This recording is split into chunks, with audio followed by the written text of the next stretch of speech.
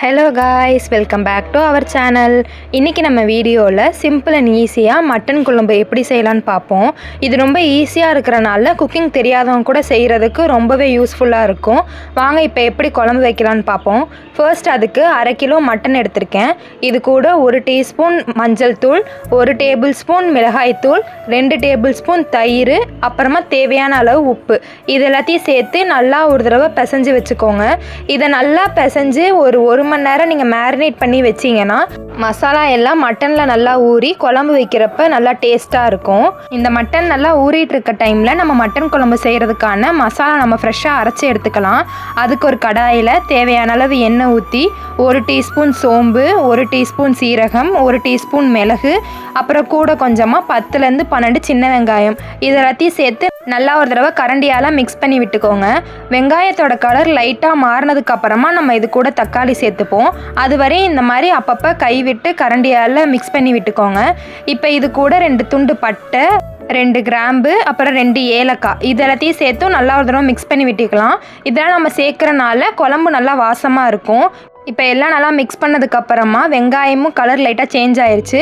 இப்போ இது கூட நம்ம 2 பழுத்த தக்காளி சேர்த்துப்போம். நம்ம அரைக்க தான் போகிறோம், அதனால் 4 கீரி சேர்த்தாலே போதும். தக்காளி லைட்டாக மசிஞ்சதுக்கப்புறமா நல்லா ஆற விட்டதுக்கப்புறம் மிக்ஸி ஜாரில் போட்டு இந்த மாதிரி பேஸ்ட்டாக அரைச்சி எடுத்துக்கோங்க. இப்போ நம்ம குழம்பு செய்கிறதுக்கான மசாலாவும் ரெடி ஆகிடுச்சு. நம்ம இப்போ குழம்பு வைக்க ஸ்டார்ட் பண்ணிக்கலாம். நம்ம இன்னைக்கு குக்கரில் தான் குழம்பு வைக்க போகிறோம். ஸோ ஃபஸ்ட்டு குக்கரை அடுப்பில் வச்சுட்டு 2 டேபிள் ஸ்பூன் எண்ணெய் ஊற்றிக்கோங்க. இப்போ தாளிப்புக்காக 2 துண்டு பட்டை, 2 கிராம்பு, 1 கொத்து கருவேப்பிலை சேர்த்துக்கோங்க. நெக்ஸ்ட்டு இது கூட இஞ்சி பூண்டு பேஸ்ட்டு சேர்த்துக்கலாம். அதுக்கு 2 டேபிள் ஸ்பூன் இஞ்சி பூண்டு பேஸ்ட்டு சேர்த்துக்கோங்க. இஞ்சி பூண்டு பேஸ்ட் எப்பயுமே பேக்கெட்டில் வாங்குறதுக்கு பதிலாக வீட்டிலே அரைச்சி சேர்த்திங்கன்னா குழம்பு இன்னும் கூட நல்லா டேஸ்ட்டாக மணமாக இருக்கும். இப்போ இது எல்லாத்தையும் நல்லா ஒரு தடவை மிக்ஸ் பண்ணி விட்டதுக்கப்புறமா நம்ம ஸ்டார்டிங்லேயே மேரினேட் பண்ணி வச்சுருந்தோம்ல மட்டன், அதை எடுத்து ஒரு தடவை போட்டு மிக்ஸ் பண்ணி விட்டுக்கோங்க. மட்டன் வேகிறதுக்கு ரொம்ப டைம் எடுக்கும். ஸோ அதனால் நீங்கள் இந்த மாதிரி மிக்ஸ் பண்ணிவிட்டு தேவைன்னா லைட்டாக தண்ணி ஊற்றிக்கோங்க. இல்லாட்டினா அதில் இருக்க தண்ணியே இந்த மாதிரி பிரிஞ்சு வரும். இந்த மாதிரி லைட்டாக கொதிக்கும் போது மசாலாலாம் சேர்த்துக்கலாம். நம்ம ஸ்டார்டிங்லேயே மிளகாய் தூள் சேர்த்து தான் மேரினேட் பண்ணியிருந்தோம். ஸோ இப்போ அதனால் 1/2 டேபிள் ஸ்பூன் மிளகாய் தூளும் 2 டேபிள் ஸ்பூன் மல்லித்தூளும் சேர்த்து ஒரு தடவை நல்லா மிக்ஸ் பண்ணி விட்டுக்கோங்க. இந்த மாதிரி நல்லா மிக்ஸ் பண்ணதுக்கு அப்புறமா நம்ம ஃப்ரெஷ்ஷாக அரைச்சி வச்சுருக்க மசாலா சேர்த்துக்கலாம்.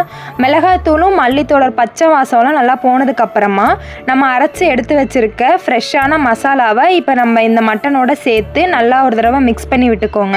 மசாலா சேர்த்து மிக்ஸ் பண்ணும்போது நம்ம மிக்சியில் இருக்கிற மசாலாலையும் கொஞ்சமாக தண்ணி ஊற்றி மிக்சியை நல்லா கழுவி இது கூட ஊற்றிக்கோங்க. ஸோ எல்லா மசாலாவும் நமக்கு குழம்புல சேர்த்த மாதிரி இருக்கும். நெக்ஸ்ட் இப்போ இதை நம்ம தண்ணி ஊற்றிக்கலாம். உங்களுக்கு எந்த அளவுக்கு தண்ணி வேணும் தேவையோ அந்தளவுக்கு நீங்கள் ஊற்றிக்கோங்க. நான் இன்றைக்கி கொஞ்சமாக தண்ணி ஊற்றிருக்கேன், ஏன்னா மிக்சியும் கழுவி ஊற்றினால கொஞ்சமாக தண்ணி ஊற்றிட்டு அப்புறமா உப்பு செக் பண்ணி பார்த்துட்டு தேவைக்கேற்ப உப்பு போட்டு மூடி போட்டு க்ளோஸ் பண்ணிக்கோங்க. மட்டன் வேகிறதுக்கு டைம் எடுக்கிறனால ஒரு 6லேருந்து 7 விசில் விட்டுக்கோங்க.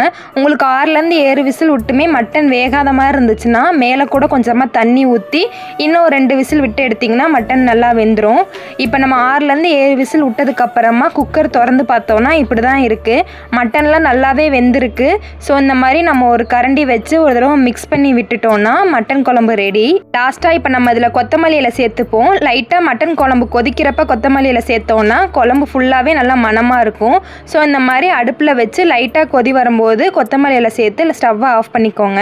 அவ்வளோதான். இன்றைக்கி ரொம்ப சிம்பிள் அண்ட் ஈஸியான மட்டன் குழம்பு எப்படி வைக்கலாம்னு சொல்லி பார்த்துருந்தோம். உங்களுக்கு இந்த வீடியோ பிடிச்சிருந்தா மறக்காமல் லைக் பண்ணி சப்ஸ்கிரைப் பண்ணுங்கள்.